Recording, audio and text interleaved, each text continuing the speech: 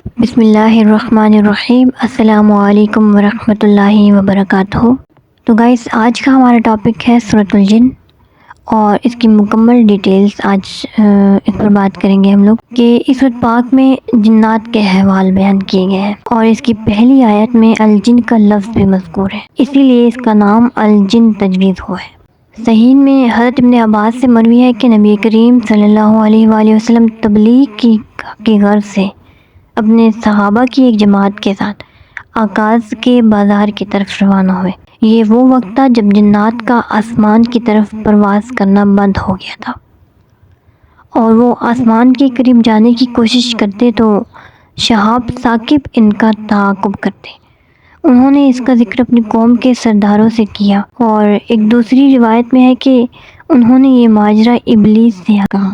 بولا ضرور کوئی ایسا حادثہ رونما ہوا ہے جس کی وجہ سے آسمان کی طرف تمہارا عروج روک دیں گے، تو اس لیے زمین کے شرق و غرب میں پھیل جاؤ، زمین کا گوشہ گوشہ چھان ڈالو اور اس حادثے کا پتہ لگاؤ۔ جنات کا وہ گروہ جو تہامہ کے علاقے میں چکر لگانے کے لیے آیا تھا، انہوں نے نخلا کے مقام پر حضور کو صبح کی نماز ادا کرتے پایا۔ حضور علیہ الصلوۃ والسلام اس وقت قرآن کریم کی تلاوت فرما رہے تھے۔ انہوں نے جب کلام الہی سنا تو کہنے لگے کہ بخدا یہی وہ چیز ہے جس کی وجہ سے ہمیں روک دیا گیا ہے۔ پھر وہ اپنی قوم کی طرف گئے اور جو سنا تھا انہیں جا کر بتایا، اور اپنے ایمان لانے کا اعلان بھی کر دیا۔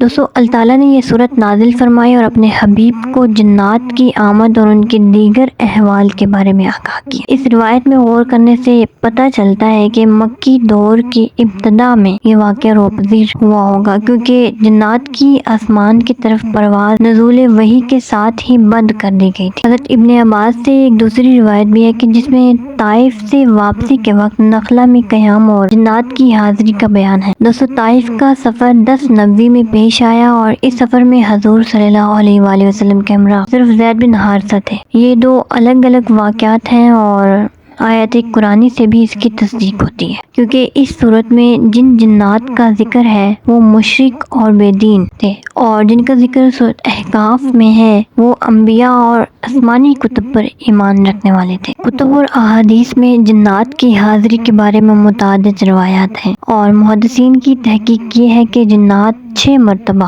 حضور علیہ الصلوۃ والسلام کی خدمت عالیہ میں حاضر ہوئے۔ ان میں سے پہلی حاضری وہ ہے جس کا ذکر ان آیات میں کیا گیا ہے کہ صحیح روایات کے مطابق یہ واقعہ اس وقت رونما ہوا جب حضور علیہ الصلوۃ والسلام اپنے چند صحابہ کے ساتھ آکاز کے بازار کی طرف جا رہے تھے۔ یہ جگہ مکہ سے 2 رات کی مسافت پر ہے۔ یہاں زمانہ جاہلیت میں میلے لگا کرتے تھے اور خرید و فروخت ہوتی، ارد گرد کے سارے قبائل وہاں جمع ہوتے۔ نخلا کے مقام پر صبح کا وقت ہو گیا۔ حضور علیہ الصلوۃ والسلام صبح کی نماز ادا فرما رہے تھے اور سورۃ اقرا یا سورۃ طٰہٰ کی تلاوت ہو رہی تھی کہ جنات کا ایک گروہ کا ادھر سے گزر ہوا۔ سوز و گداز میں ڈوبی ہوئی آواز جب انہوں نے سنی تو وہاں رک کے بڑی خاموشی اور توجہ سے اس کو سنتے رہے۔ اس کلام پاک کے سننے سے ان کے دل کی دنیا بدل گئی، غفلت کے پردے چاک ہو گئے، اور نور ایمان سے ان کے سینے روشن ہو گئے۔ دولت ایمان سے مالا مال ہو کر جب وہ اپنے قبیلہ میں پہنچے تو انہوں نے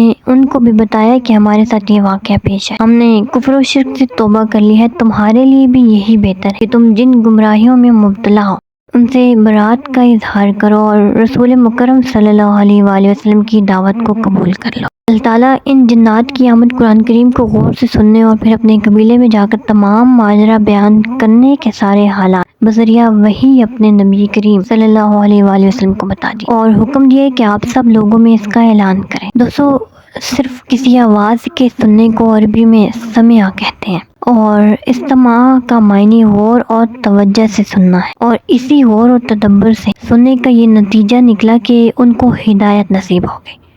اس کلام پاک کا یہی اعجاز ہے کہ جو اسے توجہ سے پڑھتا یا سنتا ہے اس کی تاثیر اس کے دل میں اثر کر جاتی ہے اور وہ ہدایت پا جاتا ہے۔ جنات جب واپس اپنے قبیلے میں پہنچے تو انہیں جا کر بتایا کہ ہم نے ایک عجیب و غریب قرآن سنا ہے جو ہدایت کی طرف رہنمائی کرتا ہے۔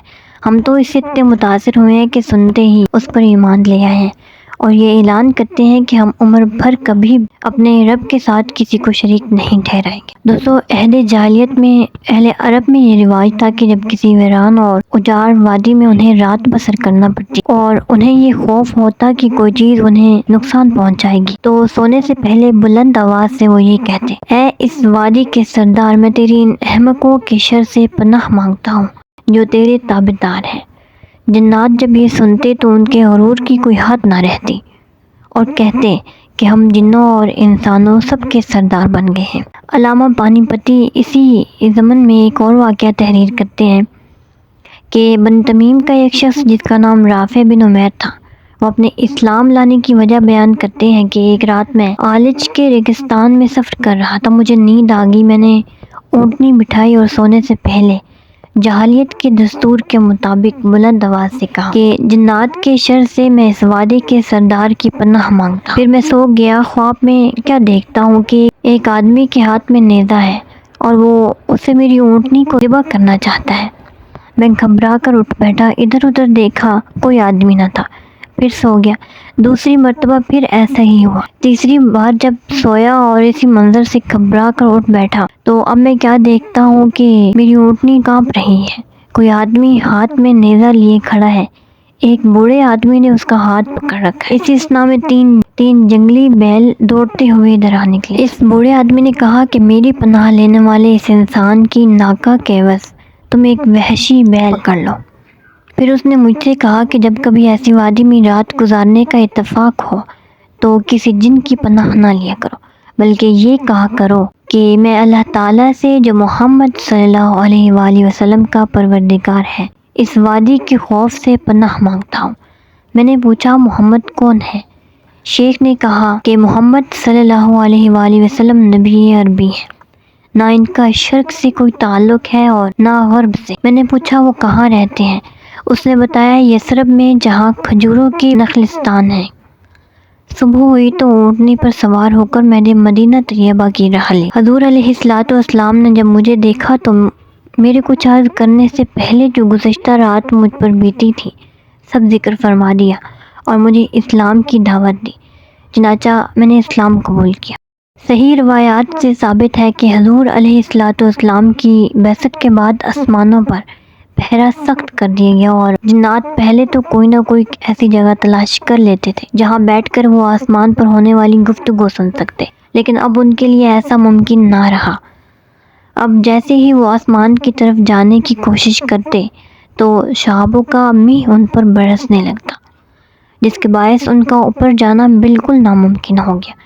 اس اچانک تبدیلی سے وہ بہت حیرت زدہ ہوئے اور اس کی وجہ معلوم کرنے کے لیے متعدد دستے تشکیل دیے گئے کہ روئے زمین پر گشت لگائے اور اس کی وجہ معلوم کریں، جیسے کہ میں آپ لوگوں کے ساتھ پیچھے یہ واقعہ بیان کر چکی ہوں۔ دوستو، آیات قرآنی سے یہ بھی پتہ چلتا ہے کہ جنات کی تخلیق انسان سے بہت پہلے ہوئی تھی۔ شیطان جنوں کا ہی ایک فرد تھا جو آدم علیہ السلام کی تخلیق کے وقت موجود تھا، اور آدم علیہ السلام کو سجدہ نہ کرنے کے بعد وہ راندہ درگاہ بن گیا تھا۔ اس کے بارے میں ارشاد ہے کہ شیطان جنوں میں سے تھا، پھر اس نے اپنے رب کی نافرمانی اختیار کی، تو جن جو نوع انسان کے باپ آدم علیہ السلام سے پہلے موجود تھے انہیں ان کی اولاد کیسے شمار کیا جا سکتا ہے؟ جنات کی ایک اور خصوصیت بیان کی گئی ہے جو انسانوں میں نہیں پائی جاتی۔ اس سے یہ بھی پتہ چلتا ہے کہ جنات نوع انسانی کے افراد نہیں بلکہ جدا مخلوق ہیں۔ ارشاد ہے کہ شیطان اور اس کا قبیلہ تمہیں دیکھتا ہے لیکن تم انہیں نہیں دیکھ سکتے۔ تو دوستو، ہم اس کو مختصر کرتے ہیں اور اس سورۃ پاک میں جو ذکر کیا گیا ہے اس کو مختصراً بتاتے ہیں کہ پہلے رکوع میں جنات کے اس خاص گروہ کے حالات بیان ہوئے ہیں، جسے نخلہ کے مقام پر حضور سرور عالم صلی اللہ علیہ وآلہ وسلم کی زبان مبارک سے قرآن کریم سننے کی سعادت نصیب ہوئی تھی، اور اس کی وجہ سے جو انقلاب ان کے افکار و نظریات میں رونما ہوا تھا اور جس جرأت سے انہوں نے اپنے ایمان لانے کا تذکرہ کیا تھا اس کی تفصیلات بیان کی گئی۔ دوسرے رکوع کی ابتدا سے عقیدہ توحید کا اعلان کرنے کا حکم دیا جا رہا ہے اور حضور نبی کریم علیہ الصلوۃ والسلام نظریہ توحید کو بیان فرما رہے ہیں۔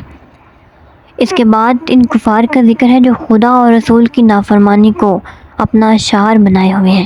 قیامت کے دن ان کی حالت بڑی قابل رحم ہوگی۔ تو دوستو آخر میں اس حقیقت کو بیان فرما دیا کہ علم غیب صرف اللہ تعالیٰ کی ذات کے لیے مخصوص ہے۔ جب تک وہ کسی کو غیب کا علم نہ دے اسے کوئی جان نہیں سکتا، اور یہ علم غیب جنوں، ساحروں اور کاہنوں کو نہیں تعلیم کیا جاتا۔